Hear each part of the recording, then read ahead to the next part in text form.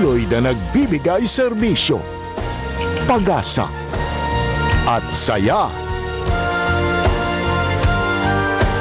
GMA Regional TV, kapuso ng bawat Pilipino.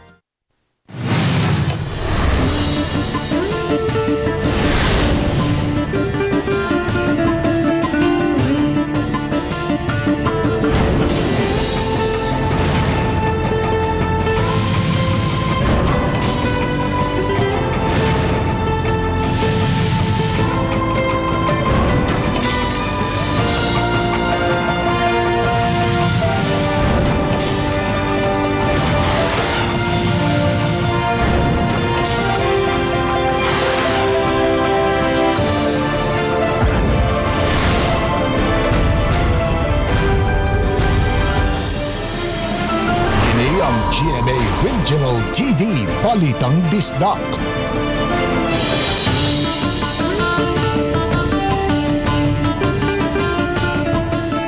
Mayong hapon na kining inyong GMA Regional TV, Balitang Bisdak. Ang bugtong kasaligan, kasandigan o kadangpan sa mga Bisaya. Ako si Bobby Nalsaro. Magatod sa labing dako mga nagunang balita nga mahinungdanon sa Central ug Eastern Visayas. Ako si Alan Domingo. Ako si Cecil Kibod Castro, live sa GMA Complex sa Dakbayan sa Sugbo.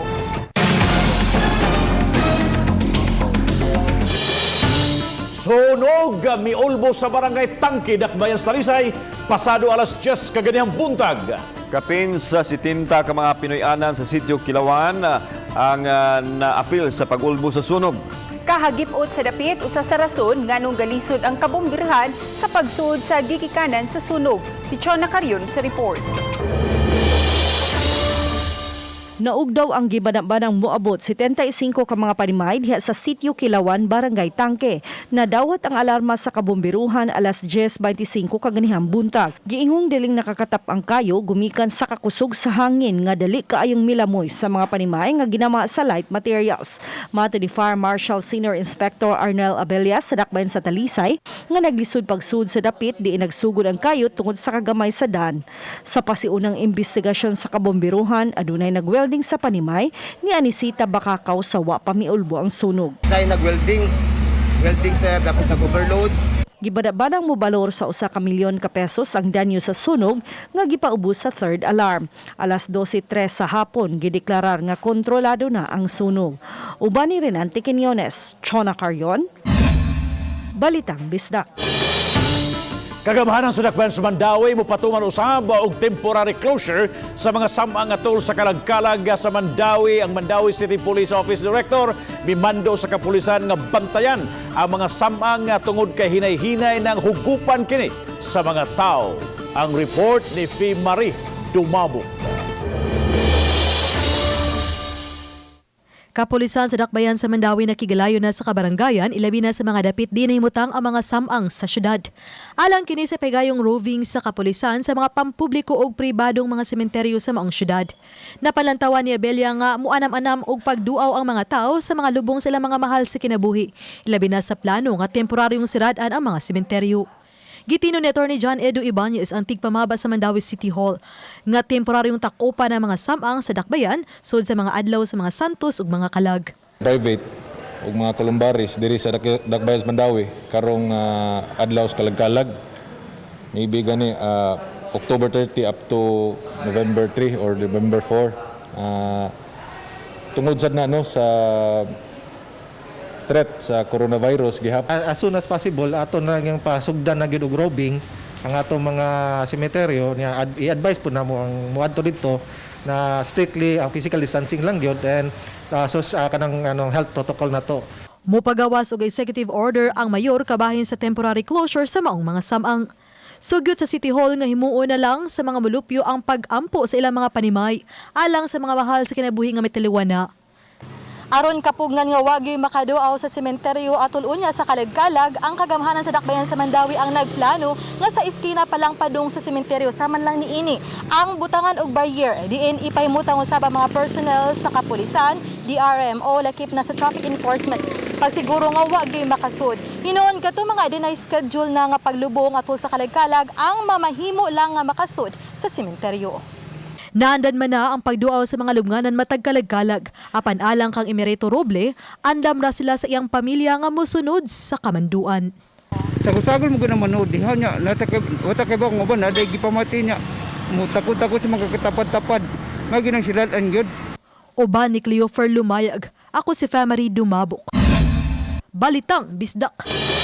Mga nanginabuhi sa masamang sa Dakbayan Sugbong nga mapiktuhan sa 5 ka adlaw nga pagsira atol niya sa All Saints ug All Souls Day, hatagan og ayuda sa Cebu City Hall apan sa mga napiktuhan na problema na kay nakautang ng daan nga maoy gigamit sa ilang puhunan.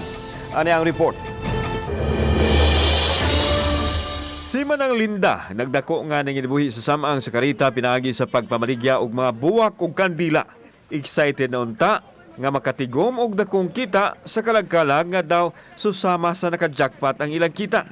Apan ang tanan nahugno tungod sa kamanduan sa mayor nga sirad-an og 5 ka adlaw ang tanang mga minteryo sa syudad sugod sa Oktubre 30 hangtod sa Nobyembre 3. Sa 5 ka adlaw nga pagpatak-op sa mga samang diri sa Dakbayan ang apektado ang mga nanginabuhi dinhi. Gani karon pa lang nangutang na sila sa ilahang puhunan. Karon ang ilang pangutana, asa man sila manguha kuno og ikabayad ngadto sa ilahang nautangan. Nalipay kami ka, makabutang kalag-kalag yan. Medyo di na kayo ko ng atong pandemic ba. Pero unsa man kung may ilang desisyon, pero utong na lang may mahimo, pero nakautang na ra ba migsugod og pamuhunan. Ang utang di na mikabawian ni Siroy kay unsa man ang pagtinda. Si Maria nahugno usab dihang nasayran nga mapurnada ang pagbayad nila silang utang nga gipuhunan. Wa sila'y mahimo kung dili pagtuman na lang sa lagda tungod kay alang raman usab kini sa kaayuhan sa tanan. Wala pa yung October 30 manguan tapos mga tao ba nga mga 29 lang panagkot na mudaan kay nig 30 o 31 o pizza uno. Wala na may dagkot. So 29 panagkot na lang mudaan para Matod ni Mayor Edgardo Labella nga hatagan og ayuda ang mga nanginabuhi sa mga samang nga nahimutang sa Dakbayan apan gikinahanglan nga kadtong lehitimo ug tinuod nga apektado. Gipasabot sa mayor nga usa kini kalakang aron pagproteher sa mga tawo batok sa virus, sanglit magtapok naman usab ang mga tawo ug galing ablihan ang mga sementeryo. Let's continue to monitor, let's continue to undertake massive contact tracing and testing. Di ta mo kumpiyansa. It's not over until it's over. Magpadayon ta sa atong aggressive nga pakigbugno sa atong skining COVID-19 virus. Kauban si John Solon, ako si Alan Domingo. Balitang Bisdak. 300 ka mga boatmen sa Olango Island di paubos sa swab test isip pagpangandam sa pagbukas na ug balik sa island hopping sa Lapu-Lapu City karong September 19. Siluan Mirundina sa report.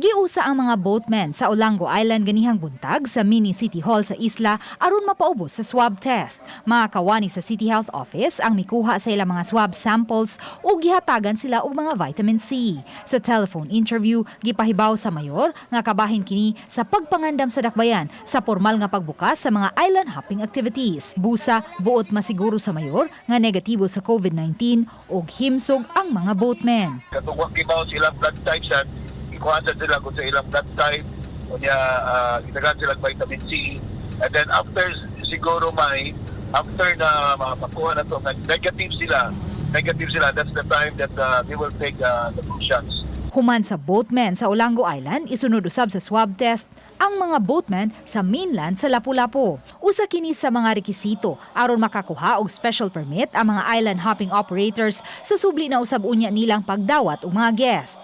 Sa pagbukas unya sa island hopping activities, idili na usab unya ang pag-abang sa mga snorkels aron malikayan ang pagtakboy sa virus ug ubang mga sakit.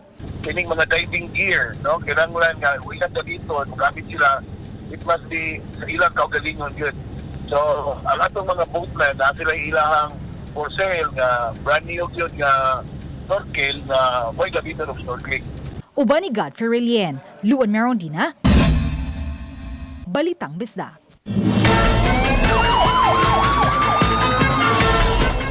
Illegal nga drugas ug personal ang gitutukan karon nga anggulo sa kapulisan sa tabong pagpusil patay sa kanhi pulis sa kinsa nag-aol sa katungdanan si PO3 Ruben Kita 48 anyos gibanhigan sa upat ka mga mamumuno kagahapong adlaw sa Sitio Mohon, Barangay Tisa ning syudad. Lakip sa nakalas ang 19 anyos niyang anak nga iyang kauban sa iyang sakyanan. Igo lang kuno untang nga maghatod sa iyang apo ang maong pulis diyang gibanhigan sa mga mamumuno nga nakasakay og mga motorsiklo. Luwas sa noon ang apo nini ug ang laing kauban sa sakyanan. Sumapa ni Police Colonel Josefino Ligan nga illegal nga dugas sa ang usa sa gitutukan nilang anggulo sa motibo sa maong krimen. After 4 years of his awol, dito na gawas ang yang involvement dito sa droga.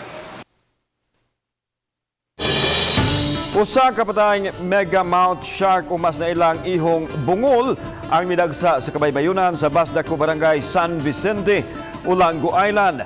Magitas-on kining unom ka tail. Nakit-an ang lawas nini ug samad nga daw agi sa spear gun o taga ug maoy gituhang hinungdan sa kamatayon nini. Subay sa tambag sa taga DNR, gipalubong na ang patayng mega shark o mega mount shark. Nakubit ito tingali og taga or gipana to during anong namagot tay mga night fishing. Ato gina siya gibawal, no, mao na nga that's the reason why we conduct an education, no, regarding kaning ato mga fisher folks, no.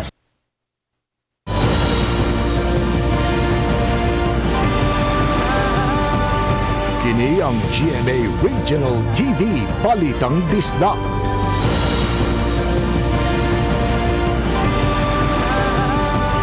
Kini ang GMA Regional TV Balitang Disda. Dulan sa 50 na usab ka mga kawani sa laing pabrika sa mga imported garments sud sa MEPS 1 ang nangitaw katinawan na gikan silang management. Humanwa na sila patrabaho og balik dihang temporaryong nahunog ang ilang operation sa laing factory ni atong hinapos nga bahin sa buwan sa Marso. Si Lu Armin Rondina adunay live update na may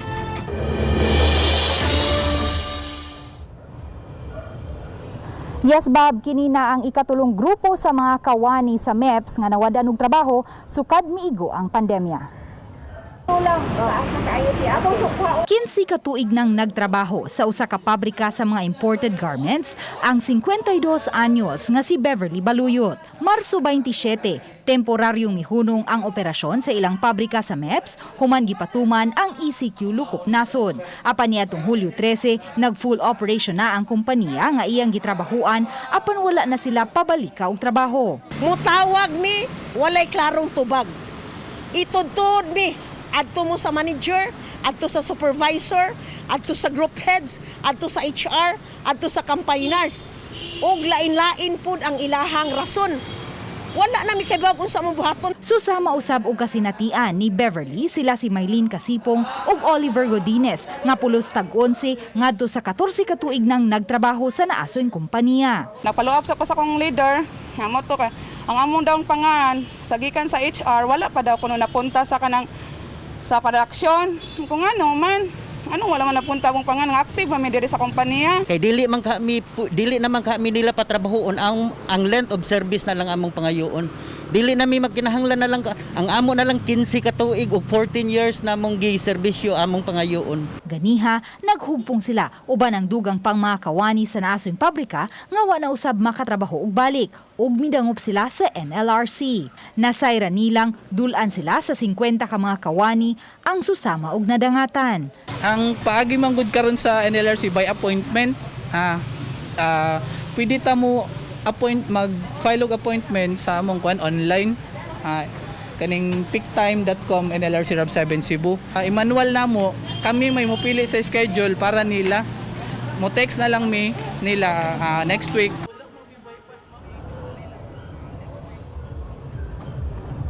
Bob, karon lang yung hapon nakadawat kita og tawag gikan sa HR sa First Glory Philippines ug ilang gipasabot nga ang naasoy mga kawani wala tangtanga sa trabaho.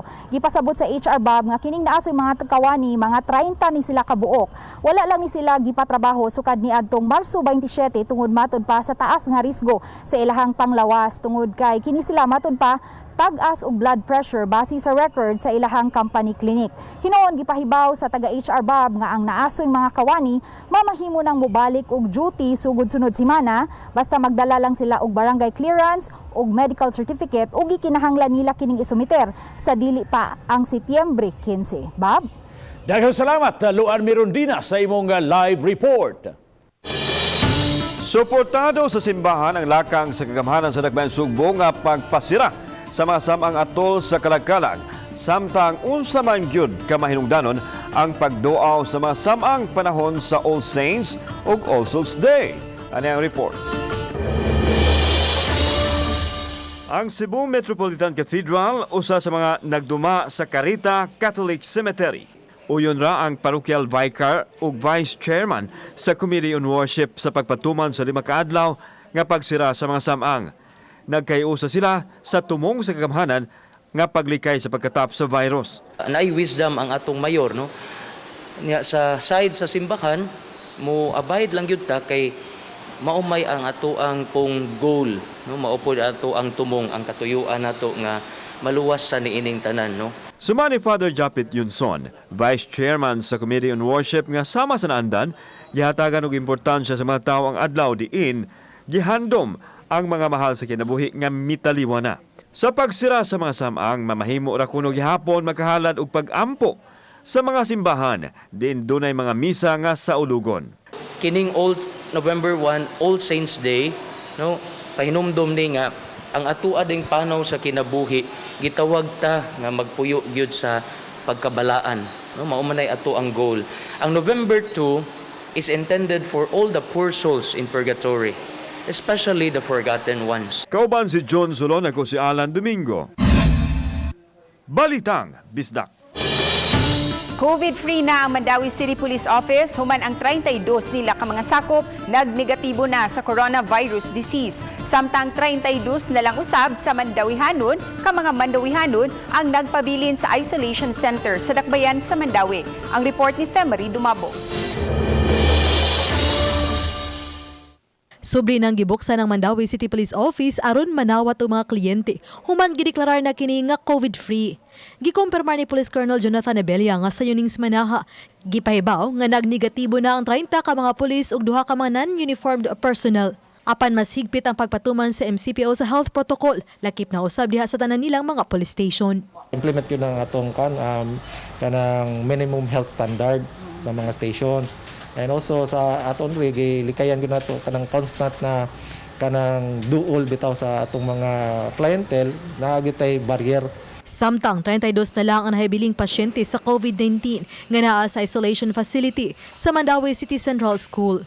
Matri Dr. Ligaya Dargantes nga kapin sa usa ka gato sinuon ang naka-home quarantine.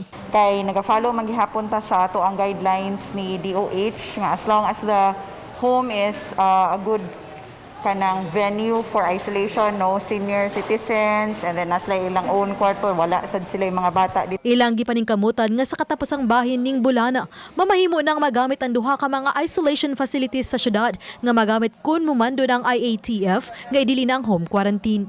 Sa labing ulahi nga talaan sa Mandawi City Information Office, aduna nalay 183 nga aktibo nga kaso ang Dakbayan. Naka-recover na ang 1,872. Oban ni Cleofer Lumayag. Ako si Femery Dumabok. Balitang Bisdak.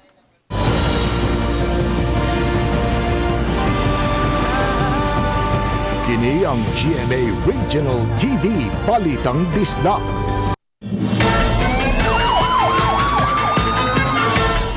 Usa ka driver sa e-bike sa Dakbayan sa Talisay gipusil patay kagahapon sa hapon. Si Chona Carion sa report. sa Barangay Konsohong Dakbayan sa Talisay gipusil patay ang 25 anyos nga si Albert Hermosisima. Ang biktima kinsa taga sitio tunga Barangay Tangke gipusil samtang nagmaneho sa iyang e-bike. Gingong duha ka mga lalaki nga nagmotorsiklo ang mipusil kang Hermosisima. Gibabagan ang iyang e-bike ug dayong pusil sa backrider kadto kaniya. Mato ni Police Senior Master Sergeant Leo Ben Sibomit nga gingong adunay nakalalis ang biktima pipila ka semana na ang nakalabay ug mao kini ang usa sa mga anggulo nga gisubay karon sa kapulisan. Based sa amuang investigation, ang kining biktima doon na siya nakalalis 2 weeks ago no nga driver diin gibaharan siya. Uban ni rin ang Tiquiniones, Chona Carrion, Balitang Bisdak.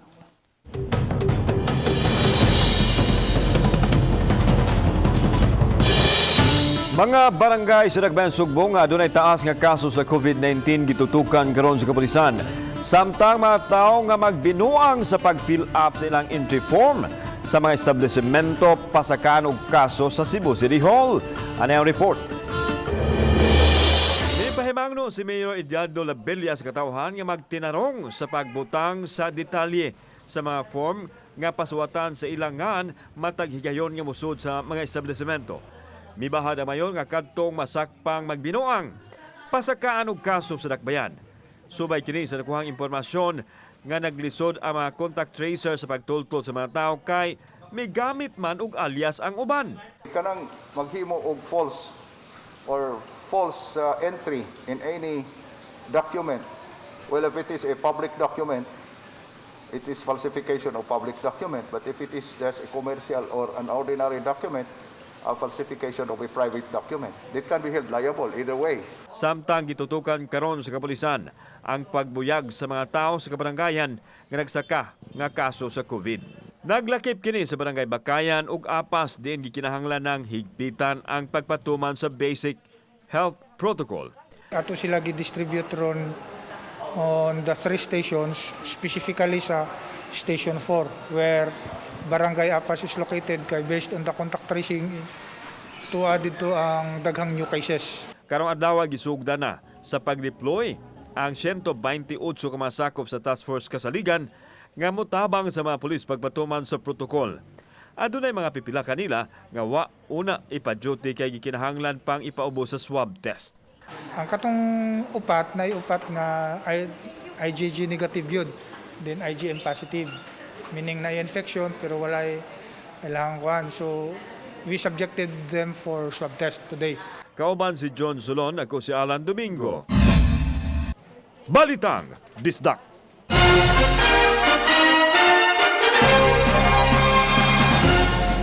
Kung ang pagkamamugnaon ug pagkakugihan ng hisgutan kitang mga Pinoy kasagaran naguna sa listahan. Sama na lang niining duha ka mga amahan nga sa kadalanan sa Dakbayan sa Mandawi, muulan man umuinit, gianto sa pagpanginabuhi, mabuhi lang ang ilang pamilya. Kini ang report ni Femery Dumabo. Kini si Tatay Alberto Riuyan, 50 anyos, taga-lungsod sa Konsolasyon. Matag sayo sa buntag motuyo na sa Dakbayan sa Mandawi aron mamaligya og linungag nga mais. Kapina sa 20 katuig niya kining gihimo aron mao ibuhi sa duha niya ka mga anak. Single father si Tatay Alberto. Ning panahon sa pandemic, ang maong panginabuhi nakatabang gihapon kanila. Labing gamay niyang kita sa usa ka adlaw, 300 pesos. Giniragyan man yung makatabang ako. Pwedeng mais. Ate may kwan? Sudad, Cebu City. Sa wapay, sana COVID ba? Na may COVID, ati rin. Inguna ni usabang tumong sa 29 anyos nga si Rayman Pansakala, taga Toledo City, apan nanimpad sa Mandawi City. Daga na ang gisudlan niyang trabaho hangtod nga ning pandemic, ang pagpamaligya og face shield ang iyang source of income para sa iyang banay ug sa usa niya ka anak. Mangita sila kayuhan nga trabaho sa money, at least na sila income tagadlaw. Na sila mabuhay sila pamilya. Sila si Alberto o Grayman, hulagway sa mga amahan nga himuon ang tanan. Mahatag lang ang panginahanglanon sa banay sa tanang panahon. Uban ni Cleofer Lumayag, ako si Femery Dumabok. Balitang Bisdak.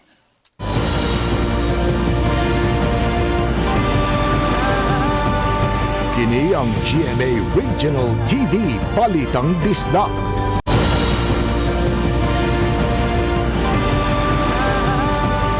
Kini ang GMA Regional TV Balitang Disdak.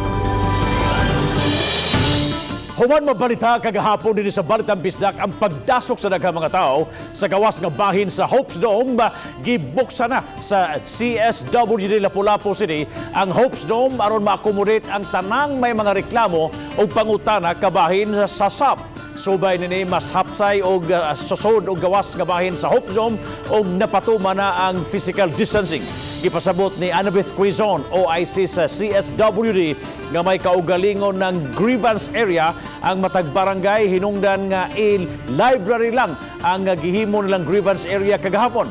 Apan kay mas gusto mangyod sa mga tao nga mudangop sa CSWD sa Hopes Dome, gibuksa na sa CSWD ang Hopes Dome hangtod sa Setyembre 15 aron pagtubag sa mga pangutana kabahin sa SAP. Hapsay raw sab ang payout sa mga regular at wait-listed nga mga SAP beneficiaries sa Barangay Agos, Bangkal, Babag, Buaya, Kanhulaw o Kalawisan. Publiko o mga business establishment sa Dakbayan sa Mandawi gipahimangnuan sa kapulisan nga magmabinantayon ilabi na nining bare months. Samtang kapin sa 50 ka mga tao na sikop sa kapulisan sa Mandawi City. Kay wa magsulob og face mask sukad sa miaging buwan. Ang report ni Femery Dumabo.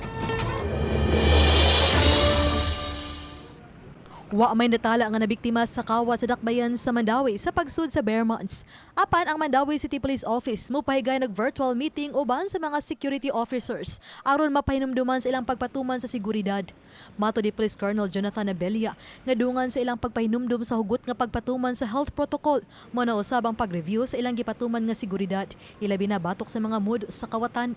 Mga remittances ug mga bangko ang giparuvingan na sa mga pulis. Deployment sa mga establishment or kanang mga commercial establishments na ma-deploy gyud natong personnel and in coordination sa ilang mga security providers na mag-conduct yun og monitoring. Gawas sa anti-criminality campaign, padayon usab ang mga pulis sa pagsikop sa napakya sa pagtuman sa health protocol aron paglikay sa coronavirus disease. Kini labi na sa wa magsulob og face mask. Sukad sa miaging buwan hangtod kagahapon, adunay gihapoy 51 ka mga tawo nga ilang nasikop og namultahan. Sa cities na 5,000 na payment or kanang kan mapriso pa diet. So pero mga mong gikuan is penalty or fine lang yun. Uban ni Cleofer Lumayag, ako si Femery Dumabok. Balitang Bisdak. Tulo ka mga barangay sa Tubigon, Bohol gi-lockdown gumikan sa pagsaka sa COVID-19 cases. Ang mga apektadong barangay naglakip sa Pook Occidental, Sentro ug Kabulihan nga gipaubos sa granular lockdown. Gidili ang pagsud ni bisan kinsa sa nahisgutang mga barangay. Ang lockdown mulungtad hangtod September 30 base sa naaprubahan sa Regional Interagency Task Force on the Management of Emerging Infectious Diseases. Adunay napulo ka mga active cases ang Tubigon. Tulo ang LSI ug 7 gikan sa community transmission. Suma sa LGU Tubigon ang siyam ka mga active cases na isolate na, samtang ang usa na admit sa ospital. Gihimo usab ang intensified contact tracing. Sa pagkakaron ang Bohol adunay 41 ka mga active cases, 198 ka mga recoveries ug 8 ang namatay. Nakiktigom Cebu City Mayor Edgardo Labella sa mga bus operators sa LTFRB o PNP kalabot sa pagtugot nini nga makabiyahe na mga base sa Dakbayan Sugbo usab kini subay sa pagbukas pagbalik sa Cebu South Bus Terminal aron masiguro nga matuman ang mga basic health protocols. Sumapa sa mayor nga istrikto gihapong ipatuman ang mga lagda sama sa curfew nga alas 10 sa gabi hangtod sa alas 5 sa sayong kabuntagon.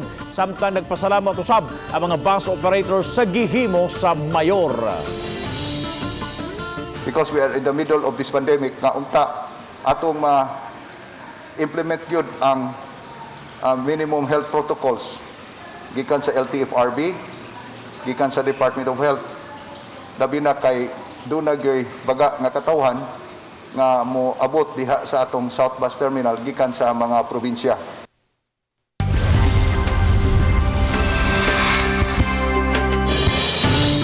Laing mga kapuso, gikan sa Barangay Kanduman, Dakbayan sa Mandawi ang nakadawat og gasa gikan sa GMA Regional TV sa gipahigayong Kapuso Barangayan on Wheels kaganihang buntag. Aniya ang report.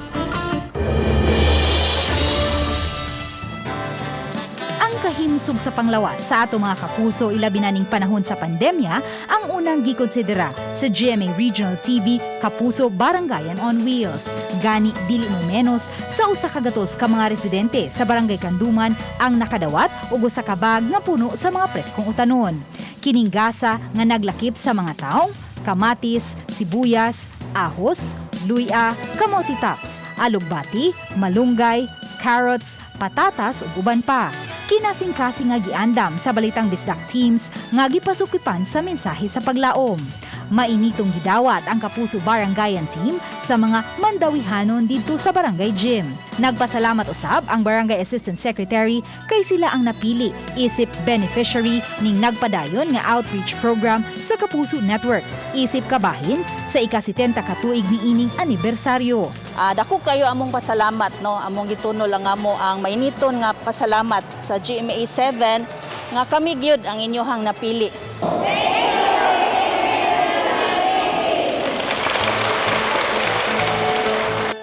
Daghan pa unyang mga barangay ang bisitahon sa Kapuso Barangayan on Wheels sa GMA Regional TV. Uban ni Philip Patricio, Rod Prado, Blue and Merondina, Balitang Bisdak.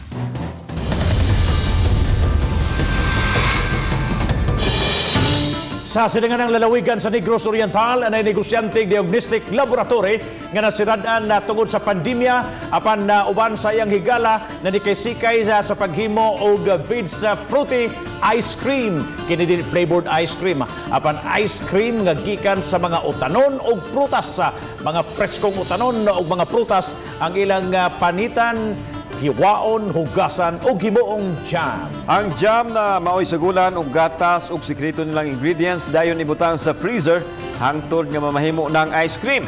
Kini na ang nahimong panginabuhian ni Daffodil Ramirez ug Johan Henrik Malunggo taga Barangay Mutong, Dakbayan sa Dumaguete. Human masirado ang diagnostic laboratory nga iyan ni Ramirez. Tumong nila ang paghimo og ice cream nga lamian og sustansyado nga mahimong paborito sa kabataan o sa katigwangan pagpalig-on sa ilang immune system nga may importante karon batok sa COVID-19. Sa ilang negosyo, gusto usab silang makatabang nga mahalin ang produkto sa mga mag-uuma. Tuod man, bestseller ang Veggie Fruity Ice Cream nga talagsaon ang kalami apan gaan lang sa bulsa. Sa pagkakaroon, aduna sila'y 7 ka mga flavored ice cream nga gi-combined nga palya og avocado, pinya ug talong, kamatis ug saging, sikwa ug mangga, sayote ug langka ug uban pang mga prutas ug utanon. Daghang salamat sa mga kapuso nato apil na ang nasa sa nasod nga nakisayod sa mga dagko ug mga nagunang balita sa rehiyon. Ako si Alan Domingo. Gikan namong tanan dinhi sa Central ug Eastern Visayas, ako si Cecil Kibod Castro. Ang inyong balita, ang among balita, kay matag lokal nga balita mahinungdan. Kini ang inyong GMA Regional TV Balitang Bisdak. Buong puso para sa Pilipino. Ako si Bambi Dalsaro ug 105 ka adlaw na lang. Pasko na. Mayong hapon mga kapuso and happy weekend.